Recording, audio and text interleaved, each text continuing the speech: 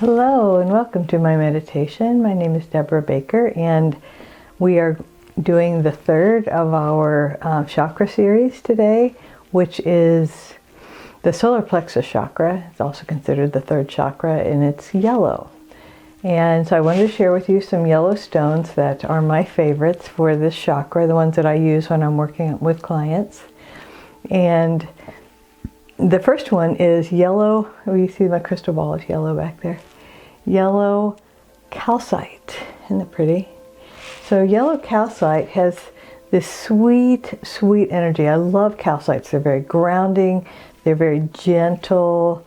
To me, they almost feel nurturing. And my very first stone that my dad bought for me when I was a kid was called optical calcite, and it just drew me in. And so yellow calcite, which comes in things like that sphere, also these are yellow calcites. I love to use them with clients because, like I said, they're very comforting. And then I also have this golden topaz, which is pricey, but I acquired it somewhere along the line. And it has a real, let's get to the point, let's do this, let's move this energy sort of a feeling. And the third one that I wanted to talk about was natural citrine. So let's have a little lesson on citrine. Citrine, most of the citrine that you see that is called citrine is technically citrine because citrine is a yellow, let's see how many times I can say the word citrine, a yellow quartz. So, but what it actually is amethyst that has been heated. And when we had our rock store, we decided to try out this theory. So we had an amethyst cathedral that was not the highest quality of amethyst, and so we literally stuck it in the oven at like 350 degrees. It wasn't even all that hot, for an hour or so, and it turned the amethyst yellow. And to me, it just doesn't have the feel to it as natural citrine. So natural citrine is a really pale yellow. I should have had a piece of white paper so you could see it better, but anyway, it's really pale yellow, and it doesn't have the heat. To me, natural or heat-treated amethyst citrine has this heat to it, and the natural citrine is very comforting. We had a client order a piece in or a customer when we had the store, and we didn't want to part with it because it had such sweet energy. And I have those little tumbled stones for $1 a piece, and I held on to them for like 15 years because I didn't want to part with them. And my daughter came over, and all of my kids are really into stones, as you can imagine, and she said, "Where did you get these? Can I buy some from you?" And so then I decided that I was being selfish and I should share them. So if you are interested in one, they're $1. And I just love them. I'm looking for bigger ones, and I'm trying to find some palm stones because I think a natural citrine palm stone would be amazing. So are you ready to meditate on our solar plexus chakra and clear it and balance it? Let's get started. Let's begin with our 3 nice, really deep breaths. Breathing all the way down into our chest, filling up your front of your rib cage. Holding it for a moment, feel your chest expand, and then release it. And now breathe into your entire rib cage, your chest, your back. So just feel your skin stretch in your chest and your upper back as you take a nice deep breath. Oh yeah, and hold it for as long as it feels comfortable. Maybe give a few shoulder circles, and then now take the deepest breath you've taken all day. Of your chest and your belly, just fill up your belly all the way down. Expand your lungs all the way down to your tailbone in your imagination.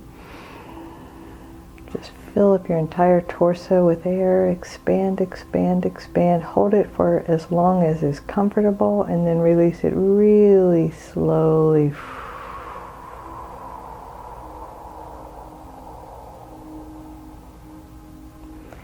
Good job. So we're just going to take a moment to relax the body, because I recognize that I take longer to do these meditations, probably because I talk about the crystals beforehand, but I don't want to keep you here longer than you plan. So let's just draw everything up to the middle line, which is really pertinent considering we're doing a chakra meditation about the axis that runs from below the earth, below our feet, all the way up through the very middle of our bodies, through the crown of our head. So that's our energetic axis. So I suggest that you, that you draw everything up to the middle. And so press your feet and your heels and your knees and your upper legs together. Draw your belly in, tighten your glutes, pull up your pelvic floor. Imagine kind of like hugging your rib cage in. Pull your shoulders or your fists up to your shoulders. Squeeze your arms in. Gently tuck your chin. Pull all of your facial muscles to your skull and your head muscles too. And just for a breath cycle, just squeeze, squeeze, squeeze. Squeeze, squeeze, squeeze. And as you exhale, release it all. Yeah. Okay, so feeling that beam of white light moving up from the center of the earth, up through all the layers of the earth into that grounding chakra below our feet, through our feet and legs, through this root chakra, the red at the tailbone, and the sacral chakra, the orange at the just below your navel, and now the solar plexus, the beautiful yellow chakra, right above your navel, in the middle of your body. What we tend to think of as kind of the gut. And it's interesting because we say all the time, trust your gut. I won't go to any kind of practitioner without having them assure me that they are going to trust their intuition, that they are going to trust their gut. Because regardless of how good anyone is at their profession, there are times when you don't know and you have to trust a source of information bigger than yourself. And that's often communicated to us through our guts. So that beam of white light will continue moving through your solar plexus, through the rest of your chakras and out the top of your head throughout this meditation. But we're going to pause right here at the solar plexus and think about what is at the solar plexus. It is typically where we hold fear and courage. So you think about back in the old days of Westerns, they would call somebody who was a coward yellow-bellied. And they would, talk about butterflies in your stomach, a knot in your stomach, because that's where we hold our fear. And if I have a big event coming up, even if it's something really positive like taking a wonderful trip, I really have to watch my gut, because I hold just a little bit of trepidation there. I'm not a person who worries and fixates on the negative and what I don't want to happen. But we also carry caution there, and so I try to be mindful. And so how do we balance that? Being mindful and making good decisions with balance it in the middle and not go to, cavalierly making decisions not based on any sort of wisdom or intuition. And the opposite is just living in fear. And I've had a share of clients who are proud that they're a worrier. I'm a worrier, as though that's something to be proud of. And I have not ever seen a positive result from worry. It just robs us of our joy. And what worry is focusing on what we don't want to happen. It's also focusing on our fear, allowing the fear to take over. So let's picture that yellow disc spinning at your solar plexus. So midway, kind of between your, just below your rib cage and above your navel, in the middle of your body. And picture that yellow. First, picture the most beautiful shade of yellow you can imagine.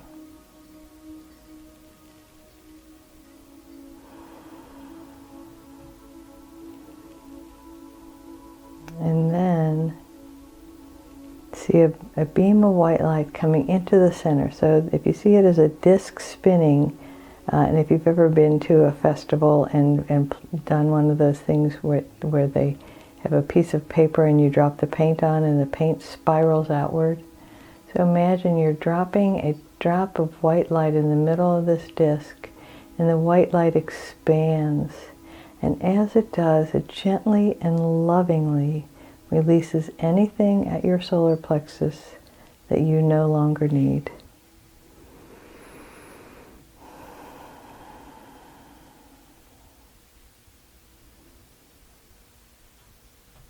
Feel it just going out, slowly releasing. And so let's just have a moment to think about our fear. You know, there are acronyms. Fear is false evidence appearing real.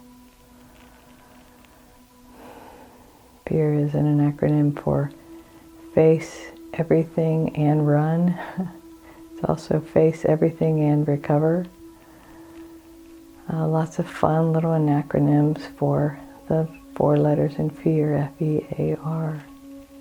But let's think about what we do with it. So fear comes up. You hear a noise in the middle of the night. I have a shredder that likes to turn itself on randomly. And one time, it wasn't the middle of the night, but it turned itself on, and the dog and I look at one another like, what's that? You know, and those sorts of things. It could be nothing. It could be, you know, something blowing in the breeze outside, and somebody didn't shut the storm door all the way, and it's, you know, it keeps slamming back and forth. You know, it could be nothing, but we don't know that. And the unknown often brings up fear. And we don't know the time of our death. And sometimes people fear that a lot because I have found that people fear it because they're afraid of what they're going to leave undone. More so than the actual death itself, although there are plenty of people who are worried about that. And so let's look at what we do with it. So a thought comes in and it evokes fear.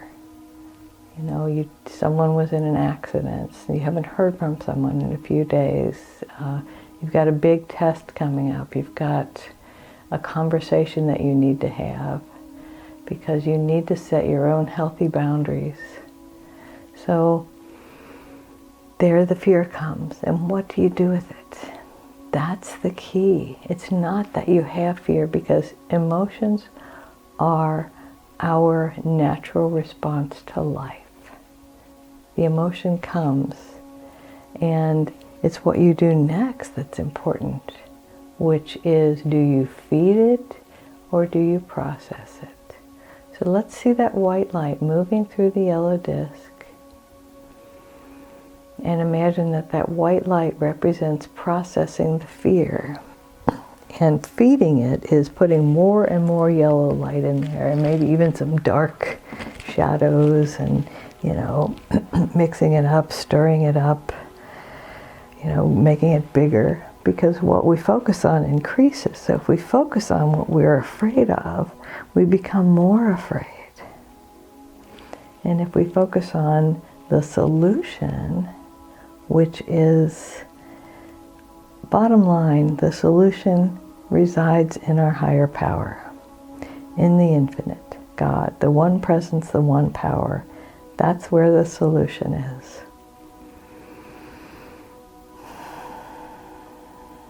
There is one who has all power. That one is, your higher power, whatever you choose to call it. And we accept that our higher power is moving in, through, and as us all the time. So let's take a moment and think about all the things that we have feared that came out better than we could have ever imagined.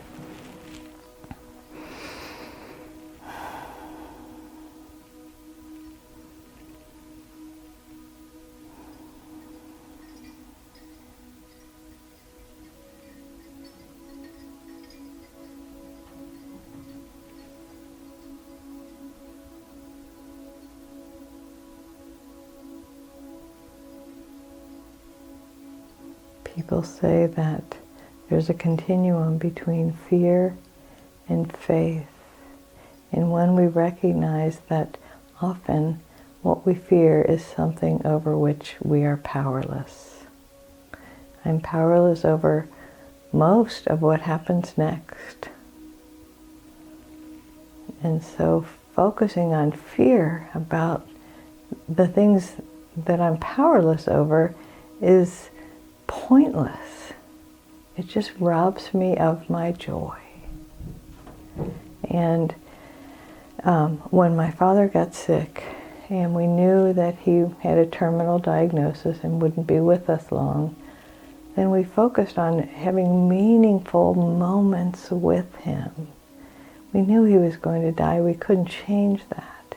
And so we had good conversations and just lovely, lovely time. He got to say goodbye to the people that were important to him.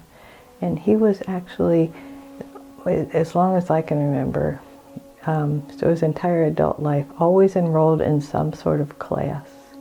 And it was computer-aided drafting and design, which he actually was tutoring the other students, but he just liked to be in that environment. And so his teacher came to see him. And it was just lovely, that affirmation that, you've contributed to the life of people you don't even know, which you have, whether you realize it or not. You have contributed to the lives of people you don't even know. So bless you for that. And bless yourself for that.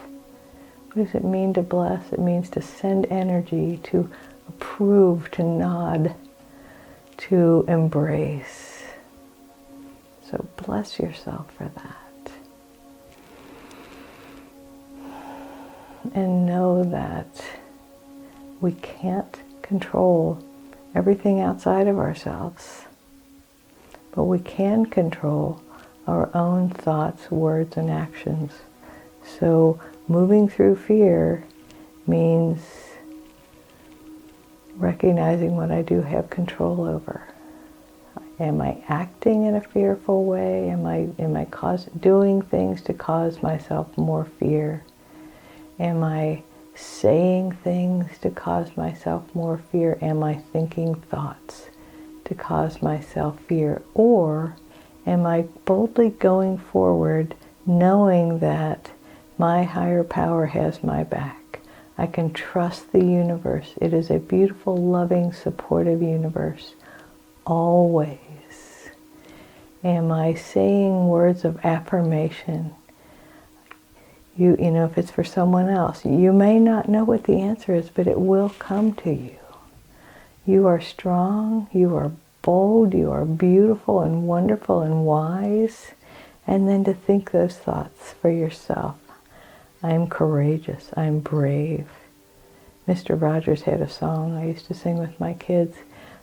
Be brave and then be strong. And I don't remember all the words at this moment, but it was focusing on what we can change, which is our thoughts and our attitudes. And so I invite you this week to love on your solar plexus, to wear some yellow, to see some yellow, to notice yellow, everything around you. And when you do, recognize that you are courageous. You're beautiful and wise, and you've got this because you've got the Spirit, you've got the infinite moving in, through, and as you. And when you let go of the things that distract you from that, like fear and worry, you can allow yourself to embrace it and be it and live it and be who you came here to be.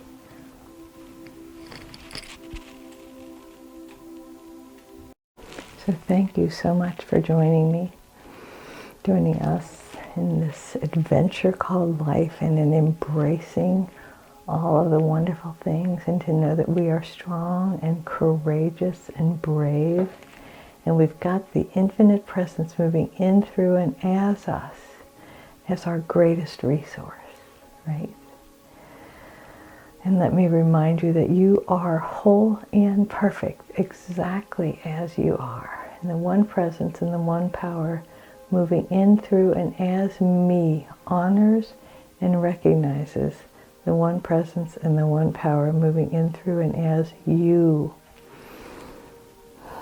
Namaste. Have a wonderful week.